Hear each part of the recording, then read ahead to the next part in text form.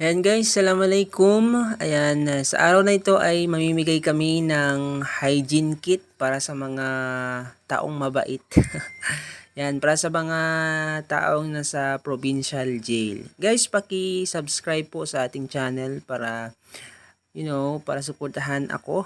At syempre, para po more videos like this. Maraming salamat. At syempre yan po, pinipitpit nila yan, mga hygiene kit yan. Yan, mga kasamahan ko yan. So, we are helping each other para sa success ng aming program, Radyo Kasandangan in partnership with IPDM and DIMSAR. Yan, sa ating congressman DIMSAR. Yan. Parehas lang yung laman, yung nasa violet at nasa black po. Bye guys, okay lang kayo guys? Yan yung driver namin guys. Yan yung... Guys, okay lang kayo dyan? Yes. Sige, tis-tis muna tayo ha. Maglalakad yan dyan. Ayan guys, andito na kami ngayon sa provincial jail.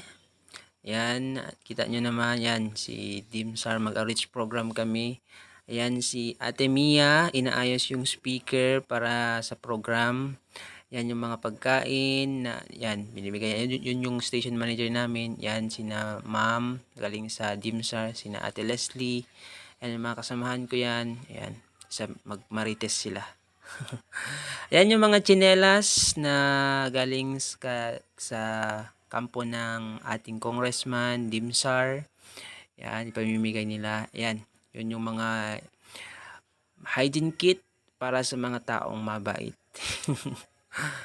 Ayan guys, yung mga tsinelas na ipamimigay namin sa mga kabataan, sa mga parents din na andyan sa may provincial jail. Yan yung mga, kita nyo no, yung mga pagkain. Yan yung mga nagpamarites. Yan, in partnership with IPDM.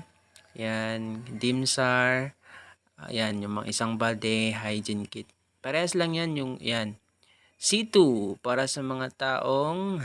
At syempre, meron din kami guys, arroz caldo. Ayan, yan yung mga kasamahan ko.